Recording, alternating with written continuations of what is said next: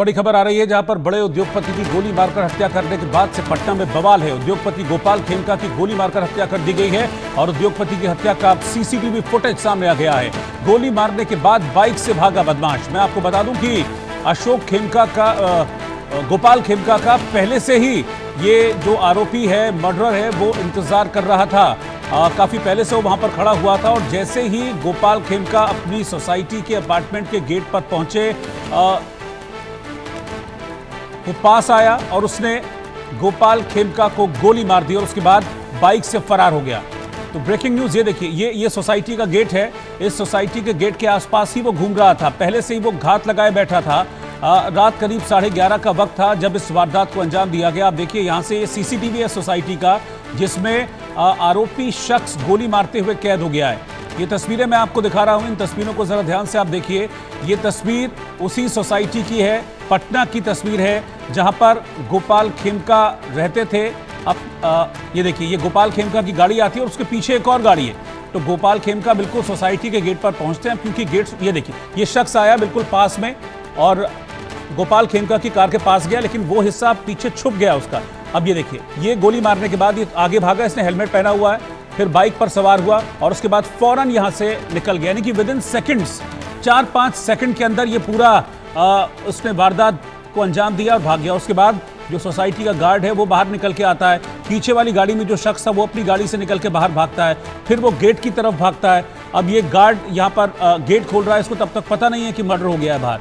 फिर ये देखिए, अब गार्ड को इसने बताया बाहर जो शख्स था, फिर ये जाकर देखते हैं गोपाल खेमका को, लेकिन संभवतः उनकी मौत हो चुकी होती है, क्योंकि इतनी पास से गोली मारी गई।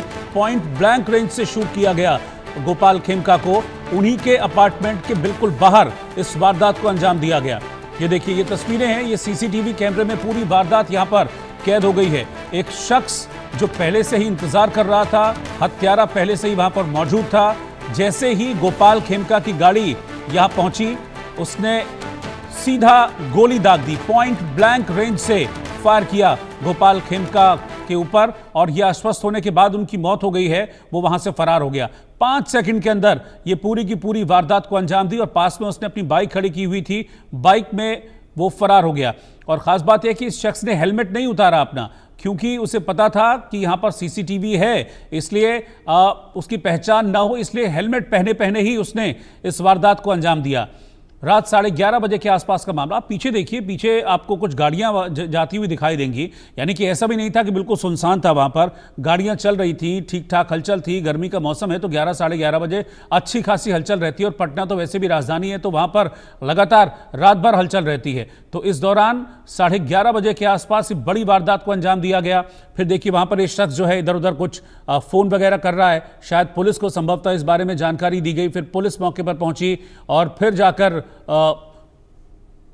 इस मामले में आगे कार्रवाई हुई है। लेकिन अभी तक इस मामले में पुलिस के हाथ खाली हैं। पुलिस को यह पता नहीं है कि मर्डर क्यों किया गया, मर्डर का मोटिव क्या था। 2018 में, अब से 7 साल पहले, गोपाल खेमका के बेटे का भी मर्डर कर दिया गया था। संवाददाता रितेश मिश्रा की पटना से रिपोर्ट आप देखिए। बिहार में लॉ एंड ऑर्डर एक बार फिर से सवालों के घेरे में है और इसकी वजह है, पटना में कल रात बिहार के बड़े कारोबारी गोपाल खेमका की हत्या हो जाती है। देखिए, उस गाड़ी को हम दिखा रहे हैं जिस गाड़ी में गोपाल खेमका आए और इसी गाड़ी में उनका मर्डर हुआ। देखिए कि ये उनकी गाड़ी है, ये I-20 कार है और इसी गाड़ी से एक पटना में क्लब है, बांकीपुर क्लब, इस इलाके से यानी वारदात स्थल से तकरीबन उसकी दूरी जो है 1.5 किलोमीटर की है। और 11:30 बजे रात में वो यहाँ पर आए, जैसा कि जानकारी हमें मिल रही है। रोजाना उनका रूटीन यही होता था और जैसे ही गाड़ी को पार्किंग एरिया में लेकर वो जा रहे थे, तब तक अपराधी आते हैं और फिर उन पर फायरिंग करते हैं और उस फायरिंग में उनकी मौके पर ही मौत हो जाती है। देखिए कि फायरिंग की इंटेंसिटी क्या है कि ये जो गाड़ी का जो सीट कवर है वो पूरी तरीके से फट चुका है, फोम तक बाहर आ चुका है, ब्लड स्टेन्स आपको दिख रहे होंगे। और ये गाड़ी जिस तरीके से हम देख रहे हैं यहाँ पर, आप देखिए कि यहाँ पर जो पूरा जो विंडो का जो ग्लास होता है वो पूरा जो है वो नीचे गिर चुका है। आप देखिए कि ड्राइवर सीट के नीचे वो गिरा हुआ है, यानी शीशा चढ़ा हुआ था, चढ़े हुए शीशे से ही फायरिंग की गई है। आप समझिए कि अपराधी कितने बेखौफ हैं कि पटना का ये सबसे पॉश इलाका है पटना का सबसे पॉश इलाका, जहां पर तमाम बड़े अधिकारी, कारोबारी, इसके अलावा नेता और जो अधिकारी हैं वो रहते हैं। और उस इलाके में अपराधी 11:30 बजे रात में आते हैं और बिहार के सबसे बड़े कारोबारी गोपाल खेमका की हत्या कर देते हैं और हत्या करके फिर फरार हो जाते हैं। और अभी तक पुलिस इसमें कुछ भी पता नहीं लगा सकी है। देखिए कि बगल में ये पनाश होटल है, पॉश होटल है, 5 स्टार होटल है और इसमें भी बड़े बड़े अधिकारी जो हैं, बड़े बड़े जो नेता हैं वो पार्टी करते हैं, लेट नाइट पार्टीज होती हैं। और अगर इस होटल के पार की बात करें तो तकरीबन यहाँ से चंद कदमों की दूरी पर पटना के एसएसपी का आवास है।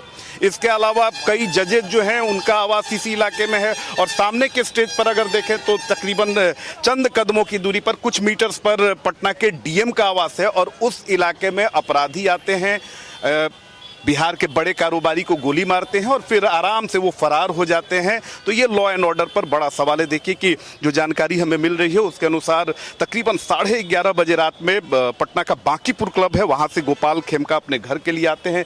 यही उनका अपार्टमेंट है, इसी में वो रहते थे पिछले हिस्से में। और घर में जैसे ही वो यहाँ पर अपनी गाड़ी को पार्क करने के लिए आते हैं, अपराधी यहाँ पर पहुँचते हैं और फिर उन्हें गोली मार दी जाती है। जो पटना पुलिस है उसके अनुसार एक गोली उन्हें मारी गई और जो गोली है उसका जो खोखा है वो यहीं से पुलिस ने बरामद किया। हालांकि ईंट से इसे ये किया गया है। और देखिए कि इसी अपार्टमेंट में टॉप फ्लोर पर वो रहते थे और उनकी हत्या कर दी जाती है। पूरा जो कारोबारी जगत है वो दहशत में है, क्योंकि बहुत बड़े इंडस्ट्रियलिस्ट थे, कई सारी इंडस्ट्रीज़ के मालिक थे, हॉस्पिटल्स के मालिक थे, सोशल वर्कर भी थे और राजनीतिक पार्टियों में भी अपनी इनकी पैठ थी।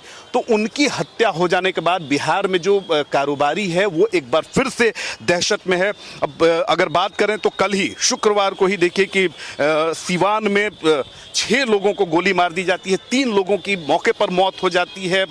इसके अलावा 3 लोग जिंदगी से जद्दोजहद करते हैं और फिर उसी दिन देर रात पटना में जो अपराधी हैं वो सबसे बड़े कारोबारी की गोली मारकर हत्या कर देते हैं। और वो भी उस इलाके में जो सबसे पॉश इलाका कहा जाता है, सबसे वीवीआईपी इलाका कहा जाता है। उस इलाके में अगर उनकी हत्या होती है तो लॉ एंड ऑर्डर पर गंभीर सवाल है, बड़ा सवाल है। और सबसे हैरानी की बात ये है कि 11:30 में जो परिजनों का आरोप है, 11:30 में हत्या होती है और महज चंद मीटर्स की दूरी है गांधी मैदान थाना की, वहाँ की थाना को सूचना नहीं होती है। वहाँ की पुलिस जो है वो परिजन जब सूचित करते हैं तब पहुँचते हैं।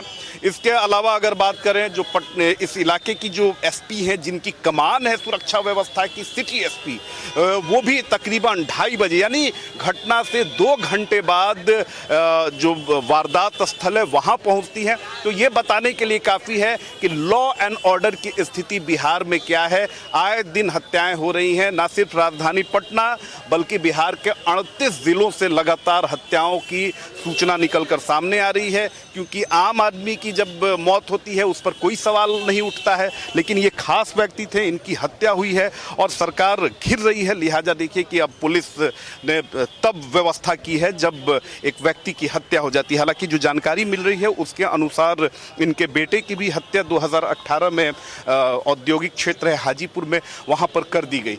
तो बेहद गंभीर सवाल है पुलिस पर, प्रशासन पर, सरकार पर। और देखिए कि यहाँ पर नेता लोग भी पहुँचे हुए हैं, कांग्रेस के स्पोक्स पर्सन हैं।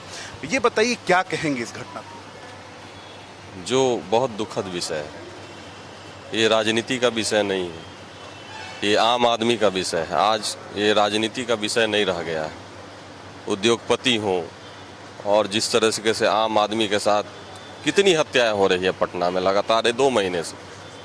उद्योगपति हैं, बड़े उद्योगपति हैं। सरकार पर तो सवाल उठ ही रहे हैं, लेकिन बतौर विपक्ष आपकी भी बहुत बड़ी जिम्मेदारी है। आप क्यों नहीं सवाल उठा पा रहे हैं उस तरीके से?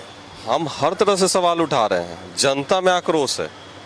और सवाल मैं इसलिए ये आप बोल रहे हैं कितना सवाल उठाया जाए, हर डिबेट पर जाता हूँ, हर जगह सवाल उठाए जाते हैं। जो सरकार है, सरकार आपकी भी नहीं सुन रही? सरकार किसी की नहीं सुन रही है। सरकार की क्या स्थिति है, कौन इनको रोबोट की तरह यूज़ कर रहा है, पूरा बिहार देख रहा है। और ये बहुत दुखद विषय है। अपराध का ये कोई नया, पिछले 2 महीने से प्रधानमंत्री आने के पहले किस तरह गोली चला, क्या किया प्रशासन, सिर्फ उद्भेदन, कोई घटना घट जाए, प्रशासन का क्या काम है कि सिर्फ उद्भेदन करना और जेल के सलाखों, तो इसलिए अपराधी का मन में कोई कड़ी कार्रवाई होनी चाहिए। बिल्कुल सही बात इन्होंने कहा कि उद्भेदन कर देने से ही आपकी जिम्मेदारी जो है वो समाप्त नहीं हो जाती है कि ये घटना हुई, मर्डर की घटना हुई और हमने अपराधियों को पकड़ लिया तो अपनी पीठ थपथपा लें, ये आपकी उपलब्धि नहीं है। बिहार में, बिहार की राजधानी पटना में लॉ एंड ऑर्डर पूरी तरीके से समाप्त हो चुका है। लगातार अपराधी तांडव कर रहे हैं और इस पर रोक लगाने वाला कोई नहीं है। अब देखने वाली बात होती है कि इस मामले में पुलिस क्या कुछ एक्शन लेती है और जो आरोपी हैं वो कब तक सलाखों के